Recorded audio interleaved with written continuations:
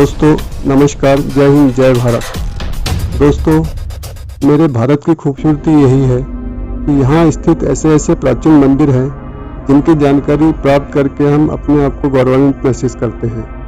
हम ये बहुत अच्छे से जानते हैं कि हमारा भारत मंदिरों का शहर है। दोस्तों, आज मैं आपको 1000 साल पुराने ऐसे मंदिर के बारे में बताने जा रहा हूँ जिसे एक दिन में भूतों ने इसका निर्माण किया था। ऐसे कहा जाता है, इतिहास में यह कहानी बहुत प्रचलित है कि इस मंदिर को बनाने के लिए भूतों द्वारा इस मंदिर को बनाया गया था।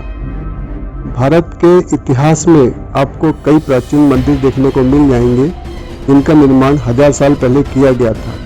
इनमें से कई मंदिर ऐसे भी हैं जिनमें कई चौंकाने वाली चीज़ें जुड़ी हुई हैं। एक प्राचीन मंदिर के बारे में हम आपको आज बताने जा रहे हैं जिसे भूतों का मंदिर कहा जाता है।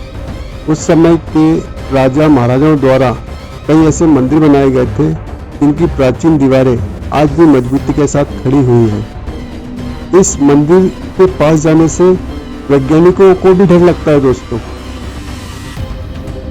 दोस्तों, मैं आपसे बात कर रहा हूँ ककनमठ मंदिर के बारे में, जो हमारे भारत के मध्य प्रदेश जिले के सिहोनिया गांव में स्थित है और यह 21वीं सदी का एक खंडहर शिव मंदिर है। इसे कच्छ पगाट शासक कीर्तिराज ने बनवाया था। ककनमठ मंदिर का निर्माण कच्छ पगाट शासक कीर्तिराज ने 1015 से 1035 ईस्वी के बीच इसे बनवाया था। इसका शिलालेख साहसबाहु मंदिर जो ग्वालियर में स्थित है वहाँ पे देखने को मिलता है। इसे अभी आधुनिक में सिहोनिया गांव के नाम से जाना जाता है। इसकी कहानी प्रचलित यह है कि कीर्तिराज ने शिव पानिया पार्वती के भगवान शिव को समर्पित एक साधारण मंदिर बनवाया था। वहीं कुछ लोगों का मानना यह भी है कि इस मंदिर का निर्माण भगवान शिवा के आदेश अनुसार भूतों द्वारा केवल एक रात में किया गया था, लेकिन इसकी सच्चाई यह है कि इसका निर्माण कभी पूरा नहीं हो पाया और ये मंदिर अधूरा ही छूट गया, ऐसा कहा जाता है। दोस्तों, इस मंदिर को भूतों का मंदिर इसलिए भी कहा जाता है। इस मंदिर को आप देखेंगे तो देखने में अधूरा लगेगा। खैर, इसमें कितनी सच्चाई है इससे जुड़े किसी भी तरह का सटीक प्रमाण नहीं है। ऐसा करना किसी मनुष्य के लिए संभव नहीं था, इसलिए इस कथा में लोगों को सच्चाई नजर आती है। गुर्जर कटियार शैली में बना यह मंदिर 115 फीट ऊंचाई लिए हुए है। यह उन मंदिरों में से एक है जो गुरुत्वाकर्षण के नियमों का उल्लंघन करता है। मंदिर का निर्माण कच्छ घाट शासक राजा कीर्तिराज ने करवाया था।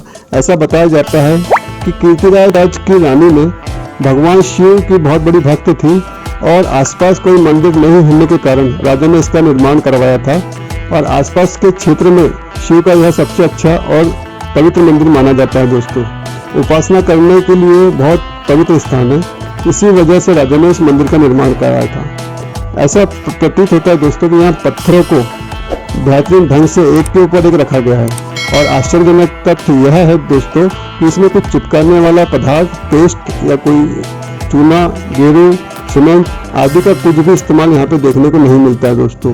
और यह शिल्प कौशल का एक बहुत शानदार आदर्श उदाहरण है जो हमारे प्राचीन कलाकारों या इंजीनियर द्वारा किया गया है। दोस्तों, कुछ साल पहले यहाँ तक कि इसमें जितने छोटे मंदिर थे वो भी सही अवस्था में थे, लेकिन उसके बाद में अभी सिर्फ उनके अवशेष ही देखने को हमें मिलते हैं। दोस्तों, इसका कारण यह माना जा सकता है कि जितने भूकंप आए थे उनमें मंदिर ध्वस्त हो गए होंगे या जो आक्रांत आए थे उन्होंने अपने मंदिर को तोड़ने का प्रयास किया था और इसमें अधूरा ही तोड़ पाए थे। दोस्तों, मुस्लिम आक्रांता और शासकों ने आक्रमण करके इसे तोड़ने की कोशिश भी की, लेकिन वे सफल नहीं रहे। चंबल के बिहड़ों में बना लटकती हुई पत्थरों पर टिका यह ककनमठ मंदिर आज भी वैसा का वैसा ही खड़ा है। दोस्तों, सभी पत्थर एक के ऊपर एक कतारबद्ध रखे हुए दिखाई देते हैं। दोस्तों, ऐसा माना जाता है कि कोई चमत्कारी अदृश्य शक्ति इस मंदिर का रक्षा करती है। दोस्तों, मुस्लिम शासकों ने इसे तोड़ने के लिए गोले भी दागे थे, लेकिन ग्वालियर चंबल अंचल के बिहड़ों में बना सिहोनिया का ककनमठ मंदिर आज भी सीना ताने दुनिया के सामने खड़ा है। दोस्तों, इस रहस्यमय मंदिर की खासियत यह है कि बड़े बड़े आंधी तूफान भी इसका कुछ नहीं बिगाड़ पाए। दोस्तों, आसपास बने छोटे छोटे मंदिर तो नष्ट हो गए, लेकिन यह जो मंदिर जो बड़ा मंदिर था, मुख्य मंदिर था, इस पर मौसम की मार का कोई प्रभाव नहीं पड़ा दोस्तों। बिहार में स्थित इस मंदिर को देखकर ऐसा लगता है कि जैसे अभी गिर जाएगा, लेकिन हैरानी की बात यह है कि बड़े से बड़े आंधी तूफान भी मुख्य परिसर को टस से मस नहीं कर पाए दोस्तों। मंदिर को पत्थरों को अगर आप देखते हो तो ये हमें एक के ऊपर एक रखे हुए दिखाई देते हैं दोस्तों, और इस पत्थरों को एक के ऊपर एक रख के मंदिर का निर्माण किया गया है। पत्थरों को एक के ऊपर रख बने इस बेहद डरावने मंदिर का गिरने का डर हमेशा बना रहता है दोस्तों। इसलिए यहाँ पे वैज्ञानिक और सर्वेक्षण करने वाले इनके पत्थरों को हाथ लगाने से डरते हैं। यदि हम किसी पत्थरों को हाथ लगाएंगे तो यह पूरा मंदिर कहीं गिर न जाए दोस्तों। लेकिन आपको बताते हुए यह आश्चर्य होता है कि इस मंदिर की सबसे बड़ी दिलचस्प बात यह है कि एक के ऊपर एक रखे पत्थर भी जो आंधी तूफान में हाथ लगाने से गिरने का भय बना रहता है, वो आज तक के नहीं गिर पाया दोस्तों। लेकिन सदियां गुजर गई और आज भी ये मंदिर जैसा का वैसा ही खड़ा है दोस्तों। अब इस मंदिर से जुड़ी एक कहानी यह भी है कि इसका निर्माण एक रात में भूतों ने एक साथ मिलकर किया था। इस मंदिर के निर्माण में शिव भगवान का आदेश हुआ था और भूतों ने इस पर काम किया था। इसको बनाने का कार्य भूतों को सौंपा गया था और यह काम वो एक रात में पूरा करना था। स्थानीय लोगों का कहना यह है दोस्तों कि मंदिर बनाते समय सुबह सुबह गांव की किसी महिला ने आटा पीसने के लिए चक्की चलाई तो उसकी आवाज सुनकर यहाँ से भूत भाग गए और वह निर्माण कार्य उन्हें बीच में ही छोड़ना पड़ा दोस्तों। इसके पीछे एक कथा यह भी प्रचलित है कि मंदिर का नाम काकनवती या काकनदे के नाम पर रखा गया था। काकनद जो सूरजपाल की रानी थी, वह रानी, एक संभावना यह भी है कि मंदिर का नाम कनक, सोना और मठ मंदिर से निकला है। अब अनेकों कहानियां दोस्तों, इसके जुड़े कई तथ्य हैं। अब उसकी पुष्टि हम कर पाएंगे या नहीं कर पाएंगे, यह हमारे विवेक पर डिपेंड करता है। काकनमठ मंदिर एक ऐसा मंदिर है जिससे जुड़े रहस्य आज भी लोगों को अचंभित करते हैं। मूल रूप से इस स्थल पर एक मंदिर परिसर था जिसमें एक केंद्रीय मंदिर था जो 4 सहायक मंदिरों से घिरा था। अब केवल केंद्रीय मंदिर के खंडर ही बचे हैं और बाकी दीवारें, बालकनियां और शिखर का एक हिस्सा गिर चुका है। वह क्षतिग्रस्त संभवतः भूकंप के दौरान हुई होगी। काकनमठ मंदिर मुरैना जिले में गुर्जर प्रतिहार शैली से निर्मित मंदिरों में से एक है। ऐसे ही गुर्जर प्रतिहार शैली से निर्मित मंदिर और भी हैं, जिनमें बटेश्वर हिंदू मंदिर, 66 योगिनी मंदिर और काकनमठ मंदिर, तीनों मंदिरों के बीच में कुछ दूरी का अंतर है दोस्तों। ऐसा कहा जाता है कि इसके प्रवेश द्वार की सीढ़ियों पर 2 बड़ी शेर की मूर्तियां थी जो अब पुरातत्व संग्रहालय ग्वालियर के प्रवेश द्वार पर स्थित है। कई अन्य मूर्तियां भी ग्वालियर ले जाई गई है। इसके अलावा यह मंदिर जमीन से लगभग 115 फुट ऊंचाई की दूरी पर स्थित है। मंदिर थोड़ा खंडहर है, जैसा कि आप देख ही रहे हैं, खंडहर अवस्था में है दोस्तों। यह मंदिर एक अनोखी स्थिति को लिए हुए खड़ा है दोस्तों। इस मंदिर को भारतीय पुरातत्व सर्वेक्षण ASI द्वारा राष्ट्रीय महत्व के स्मारक के रूप में वर्गीकृत किया गया है। मंदिर का एक आधार यह है कि वह सिर्फ एक ही आधार पर खड़ा है। इमारत में एक गर्भगृह, एक बरामदा और 2 गुड़ा मंडप और मुख्य मंडप है। गर्भगृह में 3 भागों में एक परिक्रमा पथ है। गुड़ा मंडप में पार्श्व, अनुप्रस्थ भाग और स्तंभों के 4 समूह हैं। प्रत्येक समूह में 4 स्तंभ है। बरामदे में एक पंक्ति में 4 स्तंभ है जो गुड़ा मंडप के 4 समूहों के साथ है। मंदिर का शिखर लगभग 30 मीटर ऊंचा है। इसकी दूरी मुरैना से 34 किलोमीटर और धौलपुर से 60 किलोमीटर है और यह मंदिर ग्वालियर शहर से 58 किलोमीटर की दूरी पर स्थित है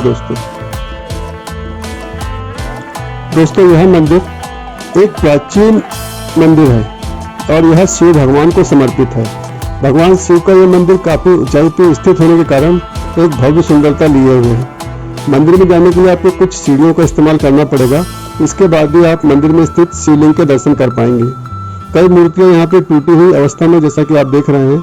इसका कारण यह भी हो सकता है कि मुस्लिम आक्रांताओं ने या भूकंप ने इन मंदिरों को नुकसान पहुंचाया है। मुस्लिम आक्रांताओं के द्वारा अधिक संभावना बनती है कि उन्होंने मंदिर को बहुत नुकसान पहुंचाए थे, तो उनमें से एक मंदिर यह भी हो सकता है।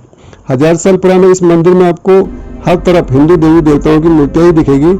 ऐसा माना जाता है कि इन मूर्तियों के लिए युद्ध करने आए शासकों ने इनको तोड़ा था। आपको बता दें कि मंदिर में कई अवशेष ग्वालियर के एक म्यूजियम में रखे हुए हैं दोस्तों।